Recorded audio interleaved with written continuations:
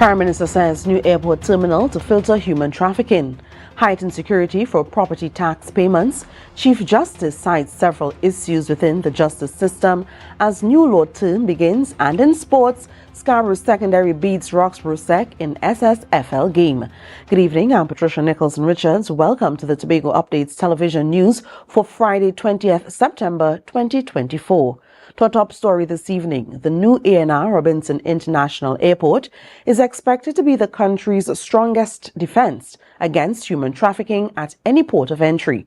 Prime Minister Dr. Keith Rowley made this statement as he responded to questions in the lower house today about the construction of the new terminal. Madam Speaker, I'm pleased to announce that that new airport terminal building will have special facilities to reduce or eliminate human trafficking in all its forms. And therefore, Trinidad and Tobago, to any and all persons who are engaged in such criminal conduct, will know that the Tobago Airport Terminal Building is not a place to frequent or to try to bring in the victims of human trafficking. Prime Minister Dr. Keith Rowley did not provide further details on how the new terminal will help combat trafficking. Meanwhile, construction of the terminal is 74% complete. When asked about potential issues with the structure, Dr. Rowley dismissed them, stating there is nothing to be concerned about. Projects have structural issues of one kind or another. You're building a structure. So if he's talking about structural issues in general, I have no idea what he's talking about. I can tell you that the project had been delayed bits and pieces with respect to amendments and adjustments, and I think it was affected by COVID as well. But the bottom line is we are well on schedule now. And to date, 422 million TT dollars has been paid to the contractor China Railway Construction Caribbean Company Limited. Additionally, 300 million TT dollars was spent on land acquisition before construction began. Construction is expected to be completed in early 2025. MP for Oropouche East, Rudal Munilal, questioned Minister of National Security Fitzgerald Hines about security concerns regarding the withdrawal from banks to pay property tax and what measures would be taken. Minister Hines stated that banks and institutions, inclusive of district revenue offices, receive special attention from the TTPS. Of course, they have internal security and the TTPS dealing with issues outside of that. There's collaboration on the basis of intelligence between the internal security and the TTPS. Hines noted that the TTPS have intensified their anti-crime exercises, which include mobile and foot patrols, joint patrols with the Army, and much more. Furthermore, he stated that police presence will increase around busy periods such as Christmas, Carnival, long weekends, and paydays. In fact, on this occasion, the Commissioner of the Inland Revenue Department raised the issue a long time ago with the police, and the police are sensitive to the issues and treating it. And Madam Speaker, finally, this is taking place in the Central Division, Southwestern Division, Eastern Division, Port of Spain Division, Southern Division, Tobago Division, and Northern Division, where district revenue offices are located. Minister Hines pointed out that there have not been any reports of robbery or larceny in this matter thus far. Well, today at the National Academy for Performing Arts, Port of Spain, the commemoration of the opening of the 2024-2025 law term was held. During his presentation, Chief Justice Ivor Archie addressed the public's comments about the judiciary while highlighting the many issues the judiciary faces concerning funding, workload, and staffing. Ariana Scipio has the details. Archie said he intended to answer the lingering questions about what the judiciary is doing with all this money they are getting. He stated that the judiciary does not have that much money, noting that it was awarded 1.07% of the national budget for the 2023-2024 fiscal year. He said that it is not an expensive judiciary. 88% of that has actually been released by the Ministry of Finance, and 98% of it has been spent. Much is said about delays in the judiciary, and people presume that somehow it is because the people in the judiciary, those judges, need to work harder. He pointed out that the country has the region's largest caseload, despite not being the most populous jurisdiction. Archie explained that judges and judiciary staff have been working hard. Since 2020, many of them have been holding down the judiciary, playing dual roles and awaiting approvals. which have failed to materialize. The judiciary is also faced with a high staff turnover, including judicial officers whose quality is more respected elsewhere and who are accepting superior compensation for less stressful work and far smaller workloads. The Chief Justice said that the decrease in staff, other than retirement, can be attributed to poor compensation, burnout from heavy workloads, strain on mental health due to the nature of the job, and poor work-life balance. He said that this was an environment where there was an overwhelming and increasing demand for access to justice and judiciary services, coupled with incessant criticism by the public and leaders alike. The lack of human resources and adequate compensation does not facilitate a motivated workforce and efficacious management of the judiciary. He said the lack of autonomy and administration of their human resources, which he has repeatedly spoken about, continues to impact their ability to attract, manage, and retain talent required for modernization. Chief Justice Archie stated that despite his misplaced optimism, he reported that they are still in the same place of work, if not worse, concerning staff. He said that currently, 2 notes are before the cabinet, one of which concerns staff. Ariana Scipio, Tobago Updates Television News. We'll take a break and come back with more. Stay tuned.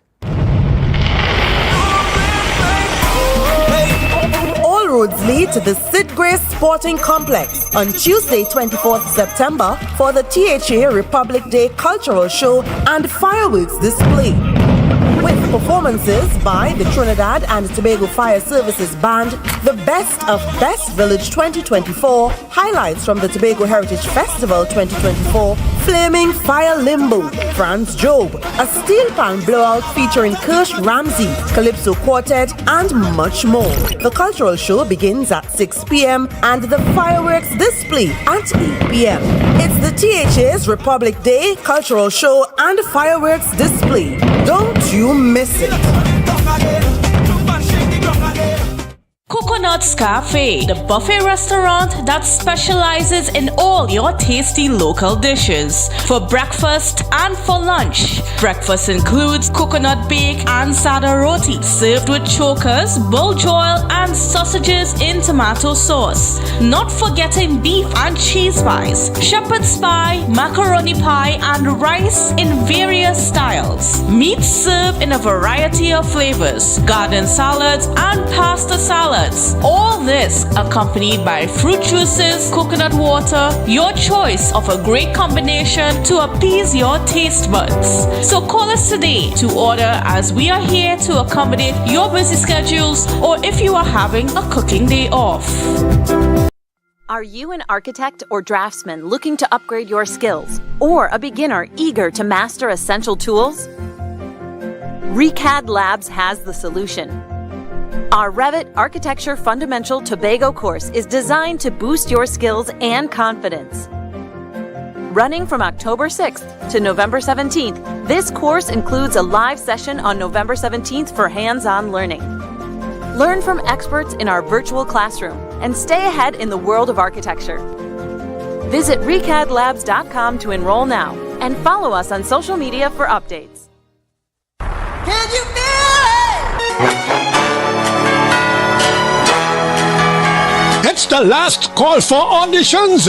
Tobago Star Quest Next Level Castara Audition Prelims at Creole Bar and Beach Club this Sunday, September 22nd, 2 p.m. Walk with your track or accompanist. Tobago Star Quest Next Level. WhatsApp the word talent to express your interest to 868-355-1809. If you can sing, dance, play a musical instrument, drama, once you've got talent, this is your time. This is your turn. Castara Audition Prelims, Creole Bar and Beach Club this Sunday, September 22nd, 2 p.m. Walk with your track or accompanist. WhatsApp the word talent to express your interest to 868-355-1809. Tobago Star Quest Next Level.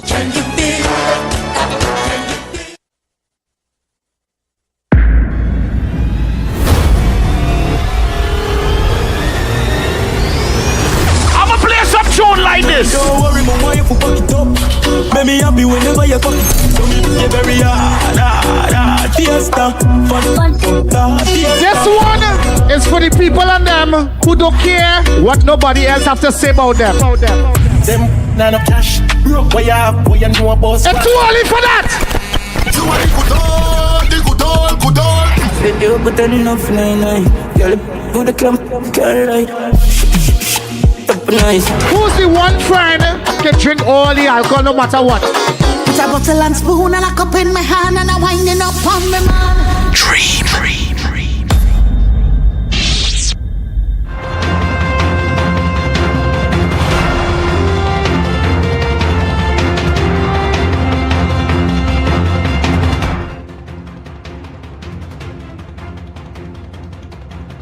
Welcome back.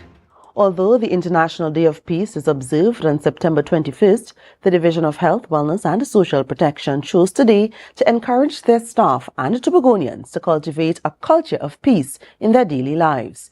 The United Nations established International Day of Peace in 1981 to inspire all of humanity to commit to peace. Here's a look at how the Division of Health marked the occasion in this report from Candice Jackson.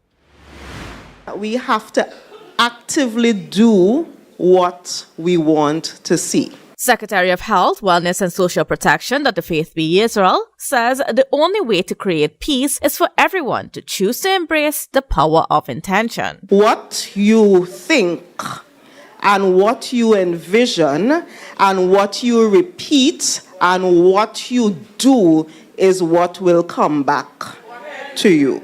She explained that the way to achieve this year's International Day of Peace theme, cultivating a culture of peace, is by focusing on the positive rather than the negative. So if you spend all of your time thinking about how hot the sun is, you know what? The sun gonna feel even hotter. Dr. B. Israel noted that when she chooses a positive outlook over a negative one, it becomes infectious. When I walk down the road and I interact with somebody else, I interact with them with the peace that is within. And therefore, they are able to feel that and they receive it. And then they go with the peace that is within. And they talk to somebody else. Meanwhile, Shelly John, manager of the Community Mediation Center, pointed out that cultivating a culture of peace can start in the workplace where people spend most of their time together. Cultivating a culture of peace means replacing division. It means replacing disempowerment. It means replacing despair. And we replace it with justice, with equality, and hope for all mankind. As part of the International Day of Peace observance, special cakes and other treats were provided for workers in the division. Candice Jackson, Tobago Updates, Television News. Minister with responsibility for Gender and Child Affairs, Ayanna Webster Roy, has called for the Children's Authority of Trinidad and Tobago to become the best version of itself. Speaking at the appointment of the new chairman, Marsha Bailey, on September 19, 2024, the minister stressed the need for improved child protection services. She outlined the government's approach to ensure coordinated and efficient service delivery for children, with a focus on kinship care and enhancing staff synergy. Webster Roy praised previous leaders and encouraged Bailey to guide the Children's Authority in a new direction while assuring that resources will be available to support those efforts. The event took place at the office of the Prime Minister in St. Clair. This is not empathy, were the words uttered by Renson Wright as he shared his experience with the licensing officers yesterday. According to Wright, he was carded for an inspection. However, after his first appointment was cancelled, he was asked to reschedule. With the cruise ship season quickly approaching, Wright is concerned about whether or not he'd be able to ply his trade. Reporter Joshua Dan has the story. Renson Wright had an appointment about 2 months ago to inspect his taxi scheduled for Wednesday. After interacting with a staff member, Wright learned that the licensing officer would not be coming that day. After some discussion, the staff member suggested that everyone reschedule their appointments. Renson found the situation frustrating, especially after setting aside time for the inspection. I waited there, and after 10, a junior licensing officer came by. And I spoke to him and he said, well, you could come today, the following day, so that you could have it inspected once they are doing inspection. Renson returned to the licensing office the next day, hoping for a resolution. When he arrived, he said the licensing officer stated that he would only see those who had attended previously and had outstanding defects. Wright explained to the officer that he had spoken with a junior officer who told him he could come in that day. He said that the officer told him that he needed to reschedule. And his response to me was, no, go and get a new date. And I'm saying that this is not empathy. This is not good communication. Wright shared that the office took his 2 phone numbers and questioned why they did not contact him. Additionally, he stated that he was concerned that the current licensing building does not have a pit for vehicular inspection. We have a spanking new licensing office. Where's the pit at that new one? There was no thought in not putting a pit so that vehicle inspection could take place. This is a backward step as far as I'm concerned. He noted that the Ministry of Works and Transport have obligations to meet, noting that if appointments were cancelled, it was essential that their customers should be notified. Well, I went there on the advice of the licensing officer to get a new date. So I have been given a new date, which is in November the 12th. The cruise ship season will be starting before that date. Renson understood that this situation could significantly affect his taxi service, which is essential for the upcoming tourist season. He needed approval from the licensing office before receiving clearance from the port's taxi service for the upcoming season. Without that approval, his ability to operate as a taxi driver could be impacted. Joshua Dan, Tobago Updates, Television News. And all attempts to get a comment from Transport Commissioner Clive Clark on the matter proved futile. You're watching the Tobago Updates Television News. Be sure to follow us on Facebook, Instagram, and YouTube at Tobago Updates. Our Sports Report is next.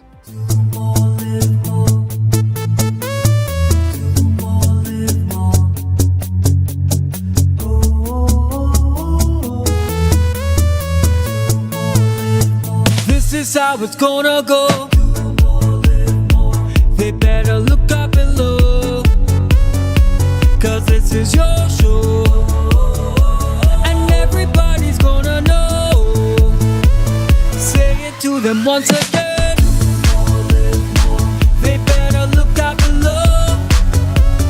This is your show, and everybody's gonna know. That's how it's gonna go. They better look up below, 'cause this is your show.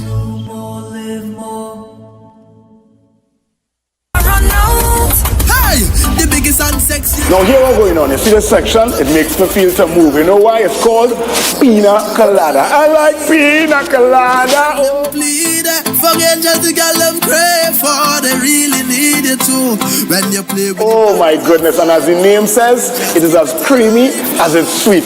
never wanna leave, 'cause the drinks them running for throw. Gonna really feel a vibe every time I start right down and up and like this, but it's nothing like this. Not you be like you, for angel me say something and nobody like you. And every single time we touch, you know I never stop. This is Pina Colada, something nice with a little bit of spice, and of course, not once, but we're gonna do it twice. Tell a cruise, make the banner. Say whoa. We are on the road with Pina Colada. Boom, boom. Attention all talented individuals and groups in Tobago. This is your moment to shine. Showcase your skills in music, dance or drama at Tobago Star Quest. Prelim auditions are held every Sunday across various communities throughout Tobago. Seize the chance to win exciting prizes and demonstrate your talent. For more details, visit our Instagram page at tobago.star.quest or email tobagostarquest@gmail.com. We look forward to seeing you there.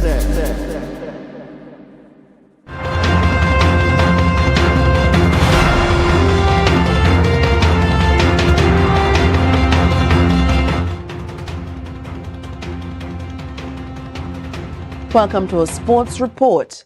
The excitement is building in the Secondary Schools Football League as Scarborough Secondary continues its winning streak while Mason Hall and Bishops High delivered a thrilling contest that kept fans on the edge of their seats. Marcus Daniel tells us more. In the latest round of the Secondary Schools Football League Championship Boys Tobago Zone, Scarborough Secondary School notched their second consecutive win, edging Roxburgh Secondary 1-0. Meanwhile, Mason Hall Secondary and Bishops High battled to a thrilling 3-all draw at the Moriah Recreational Ground last Friday. Keneal Davidson was the hero for Scarborough once again, scoring the lone goal to secure victory against Roxburgh. This win puts Scarborough at the top of the standings with 6 wins from 2 matches, having scored 5 goals and conceded 3. In another match of the day, Mason Hall's Riquelme Williams shone with 2 goals, while Yisha Muhammad added a third. Williams opened the scoring in the 22nd minute with a strike close range and doubled Mason Hall's lead just before half-time with a simple tap-in after a goalkeeper error. Muhammad appeared to seal the victory in the 77th minute with a beautifully curled shot, making it 3-0. However, Bishops mounted a stunning comeback. Jadine Anthony started the rival with a clinical finish in the 78th minute, followed by a brilliant solo effort from Jelani Johnson 3 minutes later. Giovanni Burke completed the comeback in the 84th minute with a sensational strike, ensuring a dramatic 3-all draw. Both Mason Hall and Bishops now sit on 1 point each. Mason Hall is still searching for their first win after 2 games, while Bishops picked up a point in their season opener. The updated standings place Scarborough Secondary atop the standings with maximum points. Pentecostal Light and Life Foundation High in second with 3 points, while Bishops High and Mason Hall are level with 1 point each. Roxburgh Secondary remains at the bottom without a point. Marcus Daniel, Tobago Update Sports. The Tobago Football Association League saw another thrilling weekend of action with exciting victories and standout performances across the board. Teams battled it out in closely contested matchups, keeping fans at the edge of their seats. Marcus Daniel once again with the details.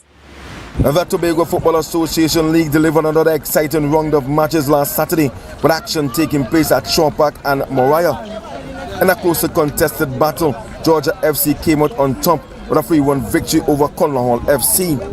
Georgia's Jashane Washington proved to be the difference maker, scoring twice, once in the 28th minute and again in the 80th minute to seal the win. Keyshawn Sandy opened the scoring early for Georgia in the 20th minute, putting them in control early in the game. Despite Conlon Hall's Karim Peters netting a goal in the 59th minute, it wasn't enough to overturn the result as Georgia held on for victory. Elsewhere, Leeds United dominated in a one-sided affair, thrashing Hills United 6-1. The goals flowed for Leeds, starting with Tyreek Richards, who found the net in the 11th minute, followed by Jarion Smith just 6 minutes later. Leeds continued to pile on the pressure with Keon Boucher scoring in the 58th minute, Keelan Morris adding another in the 60th minute, and Kareem Carter and Karike Joseph wrapping up the scoring in the 82nd and 87th minutes respectively. Hills United managed to grab a consolation goal through Nigel Alexander in the 79th minute, but it was a minor footnote and an otherwise dominant display from Leeds United. In another commanding performance, unbeaten Castor Gold City brushed aside Gulanin FC with a 5-1 victory. Hakeem Legal was instrumental, scoring a brace with goals in the 2nd and 3rd minutes and putting the icing on the cake with a third in the 90th minute. Killen Ferguson and Ruslan Jack added further goals in the 36th and 31st minutes respectively. Gulanin's Jerome Poshi managed to pull a goal back with a well-taken strike in the 75th minute, but it was far from enough to derail Castor Gold City's march to victory. Marcus Daniel, Tobago Update Sports. And that's how we end our sports report. More news and the weekend weather report after this.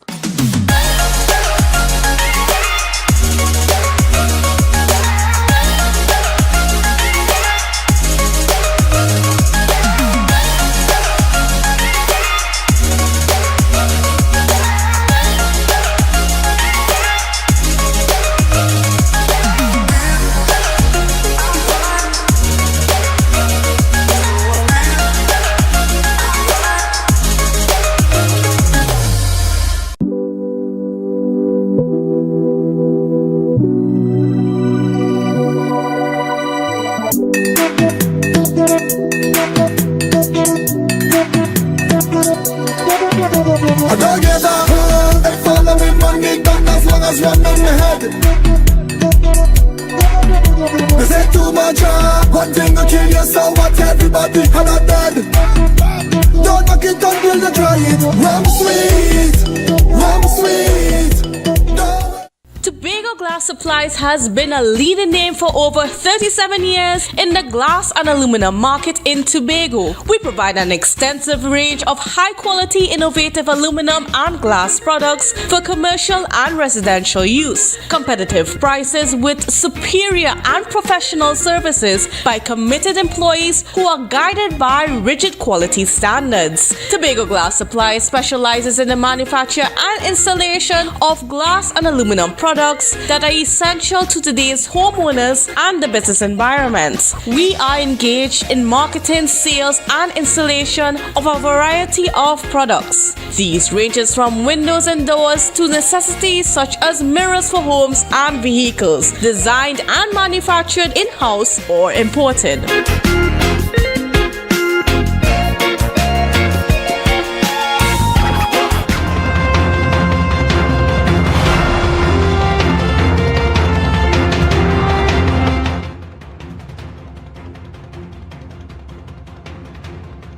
Prime Minister Dr. Keith Rowley accused the opposition of being overly eager for the election bell to be rung while responding to a question about inviting election observers. Trinidad and Tobago is expected to hold general elections in 2025. The opposition has criticized the government's reluctance to invite regional and international observers during the 2020 elections. However, Dr. Rowley did not confirm whether he would adopt the same stance for the upcoming elections. The elections that are anticipated to be held sometime in the not too distant future and can be held as late as November of 2025 is not a matter that is before it at this time, notwithstanding the best efforts of our colleagues, and in the event of any consideration for the invitation of our own personal agency from the outside, that will come in the appropriate time when it is reasonable to have that as a priority. The PNM won the 2020 general elections with 22 seats, while the UNC secured 19 seats. Well, if you were walking through the streets of Scarborough today, you might have experienced an overwhelming heat. The Trinidad and Tobago Met Service issued a hot spell warning on a yellow alert earlier yesterday. While with this heat, the human body can undergo a series of effects. Tobago Update spoke to a registered dietitian, Ronnie Thomas, to find out how to stay hydrated and look out for signs of heat exhaustion. Reporter Joe Sheldon has the story. As the country battles to keep cool with the record-breaking heat, registered nutritionist Ronique Thomas shared some details on the effects of the heat and tips on how we could remain hydrated. One of the most common effects of excessive heat is dehydration. Thomas noted this is caused by excessive sweating, which can lead to dehydration if not replenished. Excessive sweating also causes electrolytes to be lost, which are important to keep the body functional and fluid balanced. Dehydration can result in dizziness, confusion, impaired cognitive ability, and physical performance because of the body's inability to properly regulate its temperature. Additionally, she is also suggesting that individuals incorporate fruits and vegetables with a high water content, such as watermelons, cucumbers, oranges, and tomatoes into their diets. Thomas shared that for children who are in warm classrooms, they may experience difficulty as they tend to lose water quickly, especially during periods of physical activity, particularly during break time and lunchtime hours. She is also recommending to parents to reinforce water drinking at home. Pack hydrating snacks like fruits, examples watermelons and oranges, to boost their hydration levels. Moreover, Thomas is encouraging school administrations to ensure that students bring water bottles to class. Additionally, she suggested to teachers to alter their teaching environment where possible. Jo Sheldon, Tobago Updates Television News.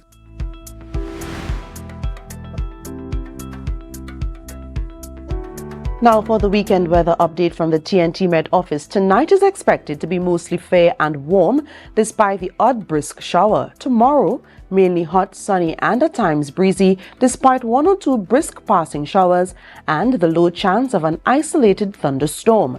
A generally fair but warm night is expected. Now for Sunday, it will be predominantly hot and sunny despite the low chance of the odd passing shower. It will be a mostly fair but warm night. The weekend sea conditions are expected to be slight to moderate, while daytime temperatures over the next 2 days should be about 33 degrees Celsius with the heat index at 37 degrees Celsius. And that's how we end this evening's newscast. Here's a recap of our headlines. Prime Minister says new airport terminal to filter human trafficking. Heightened security for property tax payments. Chief Justice cites several issues within the justice system as the new law term begins. And in sports, Scarborough Secondary beats Roxborough Sec in SSFL game. I'm Patricia Nicholson-Richards, thanking you so much for joining us, wishing you a great night and as always, an even greater weekend.